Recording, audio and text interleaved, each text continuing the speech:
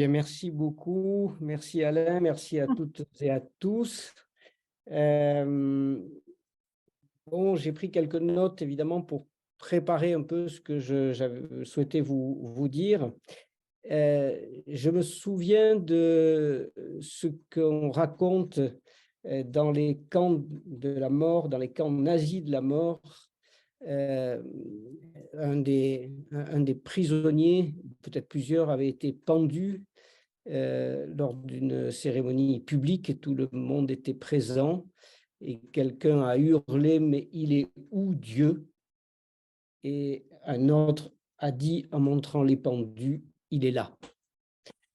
Voilà, donc évidemment, puisqu'on parle pardon, je suis retourné à nos textes, à Luc verset 3, « Si ton frère a péché contre toi, reprends-le, s'il reconnaît ses torts, pardonne-lui, s'il a péché contre toi 7 fois dans une journée, et que 7 fois il revienne et dise j'ai eu tort, tu lui pardonneras. » Et évidemment, je pense très souvent à Jésus sur la croix, « Père, pardonne-leur car ils ne savent pas ce qu'ils font. » Et je suis toujours très, très sensible à ce brigand. Ce brigand. Nous recevons, nous, ce qu'on mérite. Seigneur, souviens-toi de moi quand tu viendras régner. Et Jésus qui lui répond, je te le dis en vérité, aujourd'hui tu seras avec moi dans le paradis. On peut être un criminel, demander pardon et être pardonné. Sans oublier évidemment le Notre Père que nous récitons. Pardonne-nous nos offenses comme nous pardonnons aussi à ceux qui nous ont offensés. Et puis, pour préparer ce moment, j'ai retrouvé ce livre que j'aime beaucoup de Simon Wiesenthal, commenté par plusieurs auteurs et dont Lita Bassé. Ce livre m'avait été prêté lors de mon premier procès à Arusha, dont je vous parlerai. Et à ma grande surprise, quand j'ai voulu acquérir ce livre sur Internet, j'ai vu que Thierry Lhermitte en faisait une lecture à Paris, tout dernièrement au Théâtre Antoine, et nous sommes évidemment allés écouter ce témoignage totalement bouleversant. Je vous le rappelle, Simon Wiesenthal, juif, prisonnier, est appelé un soir au chevet d'un jeune Allemand qui va mourir et qui lui dit « Je souhaiterais demander pardon aux Juifs car j'ai fait des choses atroces. » Et Simon Wiesenthal reste auprès de lui mais ne lui accordera pas le pardon au nom des Juifs. Et toute sa vie, il se demandera s'il a bien fait ou mal fait. C'est le thème extraordinaire de ce livre que je ne peux que recommander. Voilà, alors moi, le pardon, dans ma vie d'avocat, je l'ai rencontré d'abord et beaucoup à Tahiti. C'est un peu ça que je souhaitais vous faire partager ce soir, cette curieuse aventure qui m'est arrivée à partir de 1979, où je suis devenu un habitant du Pacifique, presque. J'arrive en janvier 1979 dans cette colonie française. Je découvre pour ma part la première fois ce qu'est une colonie française. Vous faites toujours d'ailleurs 24 heures d'avion et vous voyez à l'arrivée à l'aéroport flotter le drapeau français. Vous dites mais il y a un problème déjà là. Là, il y avait un groupe de jeunes tahitiens qui avait décidé de tuer gratuitement, je dirais, un blanc, un popa, comme on le dit, pour protester contre les essais nucléaires de la France dans le Pacifique. Et ils avaient besoin d'avocats et nous y allons avec Jean-Jacques de Félix, qui a été mon maître, et Michel Tuviana. Pour ma part, jusque-là, je n'avais défendu que des objecteurs de conscience, les paysans du Larzac, dont des gens qui utilisaient la non-violence, et me voilà en train de défendre des personnes qui ont tué, j'allais dire gratuitement, mais ce n'était pas vraiment gratuitement, mais en tout cas un blanc qui n'avait rien fait d'autre que d'être à Tahiti, comme beaucoup d'autres, pour profiter de la vie que lui offrait cette expatriation. Je rencontre très vite le pasteur Henri Vernier, que certains d'entre vous ont connu, Henri Hirault, un Tahitien militant contre le nucléaire, et évidemment notre ami John Doom, secrétaire général de l'Église évangélique. Et puis je vais à la prison dite de Nutania, et nous rencontrons nos clients, des jeunes essentiellement, rien à voir avec des terroristes chevronnés et politisés. Ils sont jeunes et ils pleurent leur pays, meurtri par les essais nucléaires et par l'argent de la bombe qui pollue toute la société. Au procès, ils auront cette expression terrible. Ils diront, le lagon, c'est comme notre mère, c'est ce qui nous nourrit. Quand vous faites exploser votre bombe dans le lagon, c'est comme si vous faisiez exploser la bombe dans le ventre de notre mère. Et ce n'est pas seulement une image, c'est bien ainsi qu'ils le vivent. Alors, pendant les 15 jours que va durer ce procès, je me suis mis à l'écoute. Je ne connaissais pas ce pays, je ne connaissais pas ses habitants, je ne connaissais rien. Je me suis plongé dans une extrême attention. Je rencontrais hors audience tous ces militants locaux qui luttaient contre les essais nucléaires. J'essayais de comprendre de l'intérieur cette tragédie. Et la veille de ma plaidoirie, dans ce petit hôtel où nous étions avec Jean-Jacques de Félix et Michel Tubiana, j'ouvre ma Bible et je lis Job 7, verset 23. Pourquoi ne pardonnes-tu pas ma transgression et n'oublies-tu pas ma faute? Et je décide un peu, je dirais au dernier moment, de plaider sur le pardon. Ceux qui m'ont entendu disent que j'étais dans un état un peu, je sais pas. Enfin bon, j'ai jamais retrouvé ça. Et donc j'ai effectivement dit au juge, nous devons leur pardonner avec la conscience que nous avons tous besoin d'être pardonnés pour ce que notre pays fait dans ce territoire. Je plaidais devant des juges qui étaient l'expression qui composait la cour criminelle. Il n'y a même pas de cour d'assises. On plaidait encore devant l'ancienne cour criminelle. Les jurés étaient des notables. C'était comme ça dans le temps et c'était comme ça encore à Tahiti à cette époque-là. Donc, tous ces gens étaient l'émanation d'un pouvoir colonial, lui-même responsable de la colonisation nucléaire qu'il évidemment soutenait. Le général de Gaulle avait dit aux Polynésiens, j'ai tellement aimé la Polynésie que j'ai décidé de leur offrir le centre d'expérimentation nucléaire. Mais quel cynisme! Et nous étions au milieu de ça.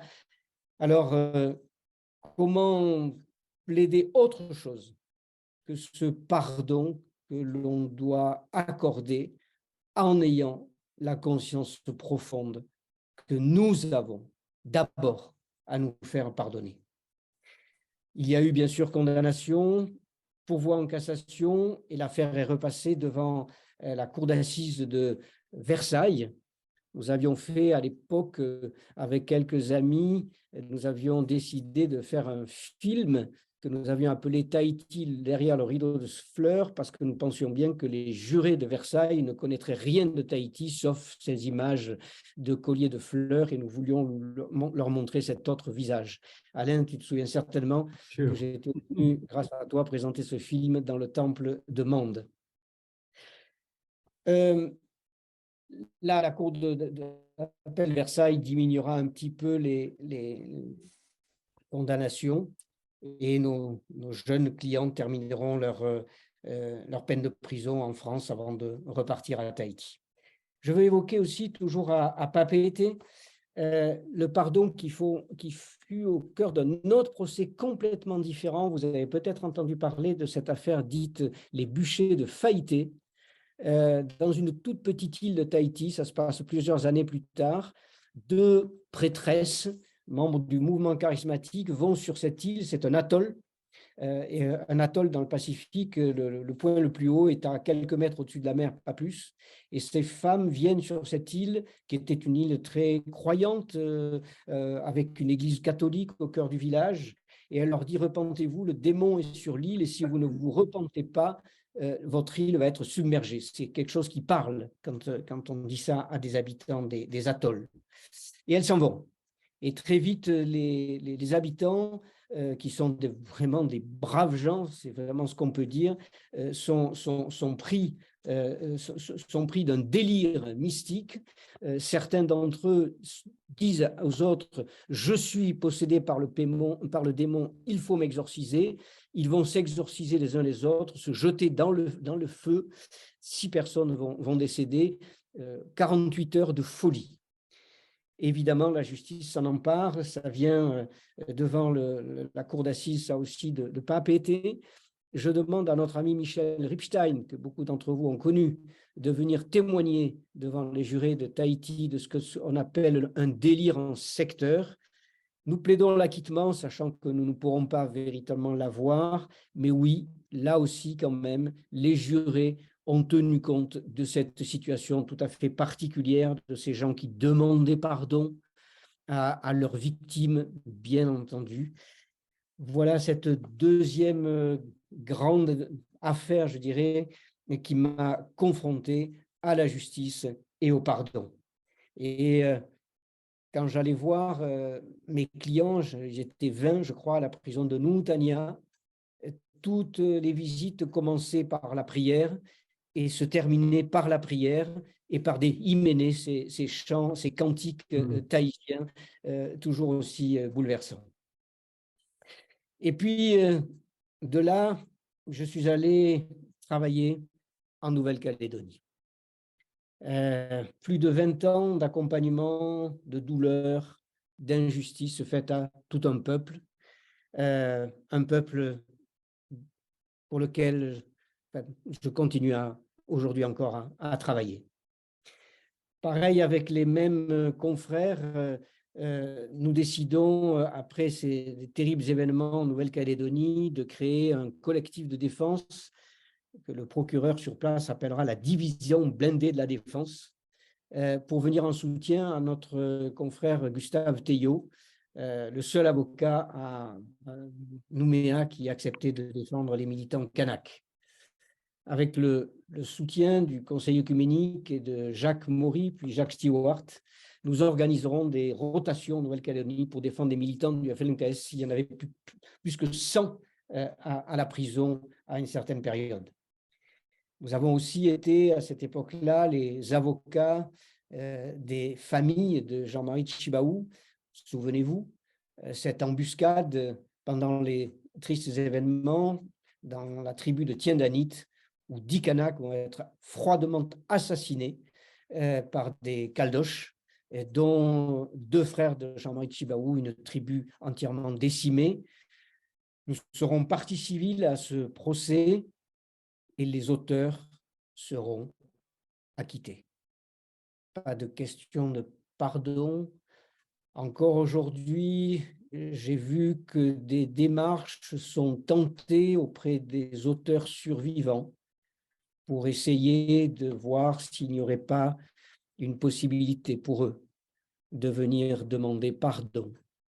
Mais voyez, on est plus de 20 ans après et ça n'est pas encore prêt. Après ce dramatique acquittement, dramatique pour évidemment la justice, pour les Kanaks qui le vivront douloureusement, il y a eu UVA. Il y a eu UVA, souvenez-vous, on est au moment des élections présidentielles en France et on essaye d'imposer, Bernard Ponce essaye d'imposer un statut à l'occasion de ces élections. Bernard Ponce, je vous rappelle, quand il arrive au pouvoir, on est en 1986, au début de la première cohabitation, et un de ses premiers mots, le FLNKS, un carteron de terroristes, on va leur serrer le kiki. c'est dans ces conditions que nous travaillions à cette époque-là. Et donc, UVA, le drame d'UVA, les militants Kanak qui disent que non, on ne va pas leur imposer de voter pour un statut en même temps que les élections. Ils vont à la gendarmerie, ils pensent de manière non violente pouvoir retenir les gendarmes et hisser le drapeau kanak à la place du drapeau français. C'était ça qui était prévu et organisé. Ça dérape. 4 gendarmes vont être tués et les Kanaks, un peu débordés par ce qui se passe, vont faire prisonnier tous les autres gendarmes et les amener dans, vous le savez, 2 endroits différents, dont la fameuse grotte dans laquelle ils vont les tenir prisonniers pendant plusieurs semaines, plusieurs jours plus exactement, et jusqu'au jour où, entre les 2 tours de l'élection présidentielle, Bernard Pons, toujours lui, va ordonner l'assaut de la grotte par ce sont des souvenirs terribles. Des Kanaks seront froidement assassinés après cet assaut, etc., etc. Voilà, vous savez qu'après ça, s'est tenue cette mission de dialogue à laquelle a heureusement participé Jacques Stewart, initié par Michel Rocard et qui débouchera bien heureusement sur les accords Matignon.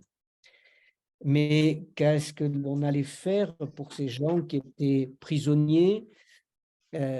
Heureusement, en même temps que les accords Matignon, Jean-Marie Tjibaou avait demandé, voire imposé, qu'il y ait une amnistie.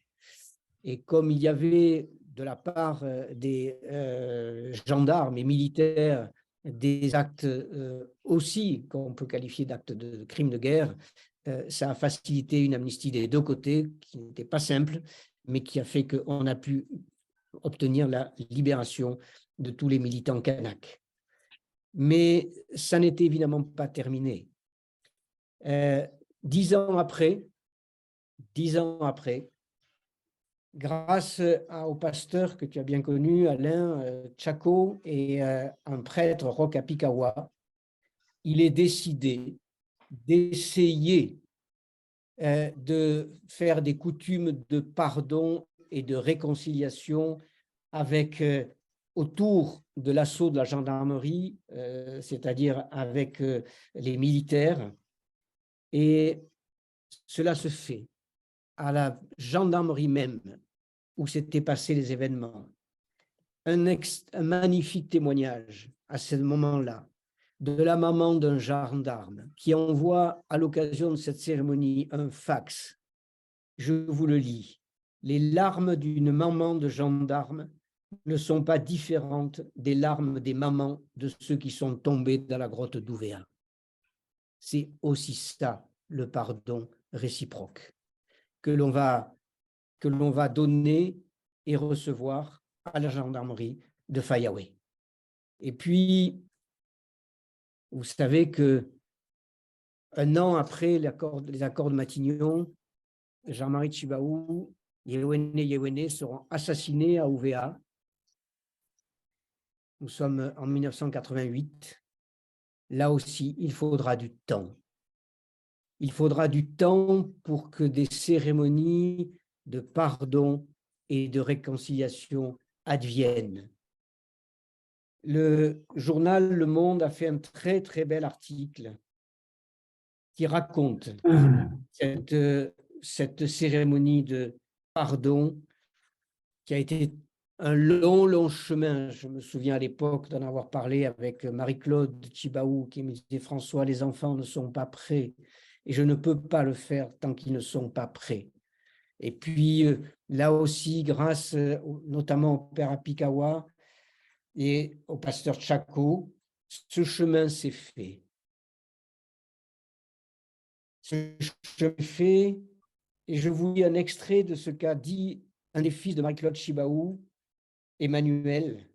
« J'ai vu ce jour-là la pelouse de la chefferie se gorger de sang, Aïzik à genoux, venant d'Ouvéa, et l'ensemble des clans de Gossana toujours ouvert, présent à cette coutume, avaient tous dans mon esprit les pieds imprégnés de ce sang qui empourprait la pelouse. Ensuite, au fil de la cérémonie, à l'image d'une mer qui reflue, le paysage m'est réapparu d'un vert éclatant, comme après une grosse pluie. C'était une renaissance, nous étions libérés. Je ne saurais trop vous recommander un film exceptionnel qui a été fait, qui s'appelle Chibaou le pardon, que vous pouvez trouver sur Vimeo et commander. Je n'ai jamais rien vu d'aussi puissant sur le pardon.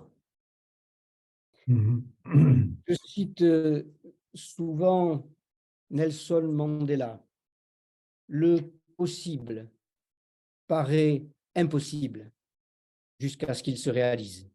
Alors, peut-être dire encore qu'après ça, les trois mamans, comme elle s'appelait, Marie-Claude Chibaou, la veuve de Yewene Yewene et la veuve de l'assassin de leur mari, donc de Djoubéa, sont venues en France témoigner de ces coutumes de pardon et de réconciliation. Nous-mêmes, à cette époque, nous faisions tous les ans la transhumance avec un de nos amis bergers, Bernard Grelier. Nous marchions sur les chemins millénaires suivis par les troupeaux en Cévennes au milieu des genêts. Et les trois mamans sont venues témoigner de ce chemin de pardon et de réconciliation et elles ont poursuivi ce chemin jusqu'au Larzac dans une très, très belle cérémonie. Voilà ce dont je voulais témoigner sur ce que m'inspire le pardon, la justice en ce qui concerne le Pacifique. Après, il se trouve que, après ou concomitamment, que j'ai commencé à travailler en Afrique, notamment au Burundi. Et après que le Burundi ait explosé quelques mois avant le Rwanda, il nous est venu j'ai été consulté par des Burundais qui m'ont dit il faut faire quelque chose pour mon pays. Il m'est venu à l'idée de refaire une mission de dialogue. Et comme celle qui avait été en Nouvelle-Calédonie, j'ai appelé Jacques Stewart en lui disant est-ce que tu en serais? Oui, bien sûr. J'ai appelé Marie-Claude Chibaou de l'autre côté de la terre. Marie-Claude, oui, bien sûr, quand nous avons eu besoin de vous, vous êtes venu, je viens. Stéphane Essel et d'autres. Alidou Ouedraogo, Laïti Kama. Et donc, nous avons fait cette mission de dialogue auprès des Burundais pour essayer de renouer en effet les liens du dialogue. Quelque temps après, j'ai commencé mon travail dans la justice pénale internationale. C'est-à-dire que j'ai été nommé commis d'office, comme on le dit devant ces tribunaux, pour défendre des gens accusés des pires crimes. Et plusieurs personnes qui me connaissaient s'en sont étonnées. Comment toi, l'avocat des non-violents, tu peux défendre des personnes accusées des pires crimes? Ma réponse est toujours la même. Tout homme accusé a le droit d'être défendu et je serai toujours à côté de lui. Non pas pour raconter n'importe quoi, non pas pour trahir la vérité, mais pour accompagner quelqu'un qui est devant des juges. Il se trouve que le premier accusé que j'ai défendu, c'était un ancien maire, un bourgmestre d'un petit village. Très vite, avec mon co-avocat, comme on dit, qui était un avocat mauritanien, très vite, nous avons eu la conviction, pas le sentiment, mais la conviction que cette personne était innocente. Bien sûr que nous comprenions que les victimes de cette tragédie, un génocide c'est plus qu'une tragédie, nous comprenions que les victimes voulaient des coupables. Mais la justice, c'est aussi de faire la part des choses. Et donc, nous sommes allés sur le terrain à plusieurs reprises. Nous sommes allés faire nos enquêtes, puisque cette procédure permet aux avocats de faire leurs propres enquêtes. Nous avons demandé aux juges de venir eux-mêmes au Rwanda, ce qui était la grande première, un déplacement de ce tribunal venant sur place au Rwanda. Et nous avons plaidé. J'ai plaidé en me souvenant de ce très beau film, La liste de Schindler, Et cette parole d'une des personnes que Schindler avait sauvées en Allemagne, Schindler se plaignant d'en avoir sauvé si peu, et un des rescapés lui disant qui sauve une vie sauve l'humanité. Oui, Ignace Bagichema, que j'ai eu l'honneur de défendre, avait sauvé des vies. Une sœur protestante hollandaise. J'ai trouvé ça incroyable dans ma vie qui, moi, après passer 9 années dans ce beau pays de la Hollande, j'étais loin d'imaginer à cette époque-là, sœur Anke d'un couvent protestant de cette petite ville que j'étais allé interroger comme témoin, m'a dit: votre client n'est pas coupable. Votre client a fait tout ce qu'il pouvait pour sauver des vies, il n'est pas coupable. Ma sœur, est-ce que vous viendriez le dire au tribunal? Absolument. Et je pense que son témoignage a été déterminant. Ignace Bagichema a été acquitté. C'est aussi ça le rôle de la justice, de dire que même quand on est Hutu, dans un pays où beaucoup de Hutus ont tué des centaines de Tutsis, tous les Hutus n'étaient pas responsables ni coupables de génocide. Ignace Bagichema en faisait partie. Après, dans ces juridictions internationales qui fonctionnent beaucoup, trop à mon goût d'ailleurs, selon le droit de la common law, on peut faire des plaidoyers de culpabilité. Il se trouve que je suis désigné après pour défendre un accusé, puis un autre, et très vite je me rends compte qu'on n'est pas dans la même configuration, que ce ne sont pas ni l'un ni l'autre des génocidaires au sens où ils ne sont pas allés comme d'autres prendre les armes pour tuer. J'avais des témoignages terrifiants. Je me souviens dans la première affaire justement d'un pasteur qui voyait des hordes de tueurs passer devant chez lui, dont certains de ses catéchumènes, et il leur disait: mais qu'est-ce que tu vas faire, pasteur? On va tuer et après on viendra demander pardon à Dieu. Non, mais c'était quand même ça le Rwanda. Donc ces deux accusés suivants, je vois bien qu'ils n'ont pas pris la tête de tueurs, ils ne sont pas des grands génocidaires, mais ils n'ont peut-être pas fait ce qu'il fallait pour empêcher les tueurs. L'un était un conseiller municipal, c'est-à-dire qu'il avait un rôle social qui aurait pu lui permettre de faire quelque chose. L'autre était un chef d'entreprise. Voilà, donc j'ai fait un chemin avec eux, pour, surtout avec le premier, pour leur dire: écoutez, peut-être c'est quand même pour votre pays, c'est quand même mieux de reconnaître ce que vous auriez dû faire et que vous n'avez pas fait. Et nous avons fait ce chemin avec lui qui a donné lieu à un très, très beau film qui a été fait par le tribunal d'Arusha qui s'appelle Sur les chemins de la réconciliation. Juste une anecdote pour cet accusé. Quand j'ai commencé à être son défenseur, où il niait tout en bloc, il marchait avec des béquilles.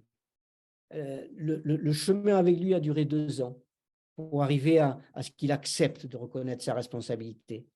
Le jour où il s'est agi pour lui de s'avancer à la barre des témoins pour aller reconnaître sa responsabilité, il a laissé tomber ses béquilles. Il s'est mis debout, comme un homme. Voilà. Voilà. Et puis, je veux enfin vous dire quelques mots sur cet autre accusé que j'ai défendu devant le tribunal pour le Cambodge. Duk, responsable de milliers de morts dans cette sinistre prison que l'on appelle S21, aujourd'hui transformée en musée. Quand j'arrive au Cambodge, Duk me dit: je reconnais ma responsabilité, mais je n'ai fait qu'obéir aux ordres. Il a fallu que je fasse un travail avec lui pour lui expliquer que depuis Nuremberg, l'obéissance aux ordres n'est pas une excuse absolutoire, éventuellement une circonstance atténuante. Il a fait ce chemin. Il a fait ce chemin. Et j'avais demandé au juge, c'était un juge d'instruction français. Là, nous étions dans une procédure beaucoup plus proche de notre procédure française. Et avec l'accord de Duk, j'avais demandé au juge que l'on organise une reconstitution sur les lieux. Est-ce que vous vous rendez compte la justice pénale internationale que l'on critique souvent, 30 ans après, elle ramène sur les lieux de ces crimes un des accusés entre deux gendarmes. Comme disait Carla Del Ponte, une ancienne procureure devant les tribunaux pénaux internationaux, la justice est lente, mais elle est patiente. Et donc, Duc est venu à cette reconstitution. Il m'avait demandé à pouvoir s'adresser aux victimes. Il m'avait adressé un texte. Moi, je faisais de la navette entre la France et le Cambodge. Et quand j'étais à mon bureau au Cambodge, Duc m'envoie son projet de texte qu'il termine en disant « Je vous demande pardon ». Je lui retourne son texte par l'intermédiaire de mes assistants qui, eux, restaient au Cambodge. Et je dis « Duc, ce que vous avez fait n'est pas pardonnable à vue humaine. Trouvez autre chose. » Et je le laisse se débrouiller. Et à la reconstitution, il lit son texte aux victimes qui sont présentes et il conclut. Je vous demande pardon. Je ne vous demande pas de me pardonner, mais de laisser la porte ouverte. Et là, il y a deux des victimes, elles étaient trois, qui demandent la parole au juge. Messieurs les juges, ce sont les mots que j'attendais depuis 30 ans. Je suis en paix maintenant. La justice fera ce qu'elle doit faire, mais moi, je suis en paix. Voilà ce dont je voulais témoigner sur ce que peut faire la justice, et notamment la justice pénale internationale dont on parle beaucoup aujourd'hui. Vous verrez, si ça vous intéresse, il y a eu un très très beau film qui a été fait sur l'affaire de Duc, qui s'appelle Le Khmer Rouge et le non-violent. Puis il y a les films de Ricky Pan sur S21. Je me souviens de François Bizot, un Français ancien détenu de Duc, qui était venu témoigner au procès et qui avait dit « Messieurs les juges, depuis que j'ai vu l'homme derrière le bourreau et qu'il me ressemble, je ne m'en sors plus. » Et j'avais avec moi un livre qui a été écrit à propos effectivement de cette sinistre prison S21. Et on y cite Zygmunt Bauman, qui a fait une déclaration extrêmement humaine, mais néanmoins déconcertante. L'information la plus effrayante, disait-il, tirée de l'Holocauste et de ce que nous avons appris de ses auteurs, n'était pas la possibilité que cela pouvait nous être fait, mais l'idée que nous puissions le faire. Quand je défendais Duc, j'avais demandé à rencontrer un pasteur, j'oublie son nom, qui avait été aumônier, certains d'entre vous verront qui c'est, qui avait été aumônier à la prison de Spandau. Et je lui lis ce passage et il a cette réflexion et il dit, est-ce que il avait passé des heures et des heures avec Spire et d'autres, et il me dit, mais est-ce que j'ai vu le bourreau derrière l'homme? C'est pas inintéressant non plus. Est-ce que j'ai vu le bourreau derrière l'homme? Vous parlez, et juste en conclusion, ce que peut faire la justice dans ces drames est majeur. Oui, on parle des commissions vérité et réconciliation qui sont extrêmement importantes, mais ça n'est pas encore la justice. La justice, on l'a dans un procès, et je dois dire, on en parlera tout à l'heure si vous voulez, dans un procès à la française. C'est-à-dire dans un procès où vous allez avoir un président qui cherche la manifestation de la vérité. Et je veux juste vous donner l'exemple de ce procès qui s'est tenu à Paris dernièrement, qu'on appelle le procès V13, qui est celui des attentats de Paris.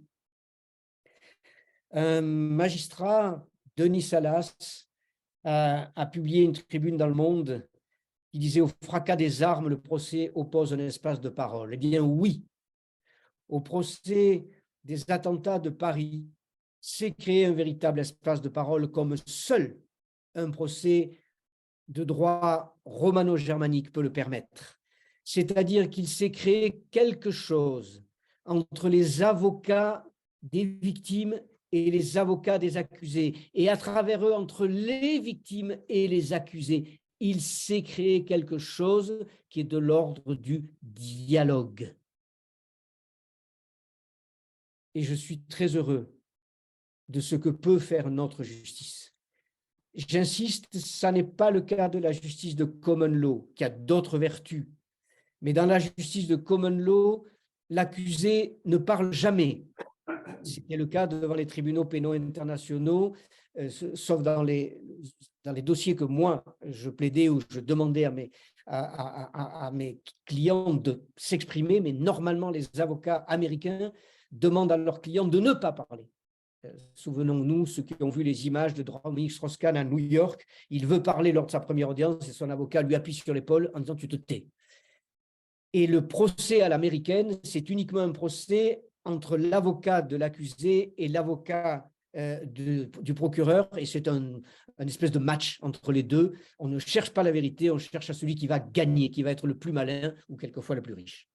Dans le procès à la française, il y a cette recherche de la manifestation de la vérité avec des juges comme Marcel Lemonde, qui était celui qui a instruit le procès Doux, qui dit « ce ne sont pas des monstres, sinon on ne pourrait pas les juger ». Et donc, il reste toujours cette part d'humanité, toujours cette part d'humanité que le juge va essayer de faire émerger au bénéfice des victimes, au bénéfice de la justice. Voilà, c'est ça qui m'intéresse. Je veux juste vous dire qu'il y a actuellement sur les écrans français un film Je verrai toujours vos visages, qui parle de la justice que l'on appelle, que moi j'appelle restauratrice.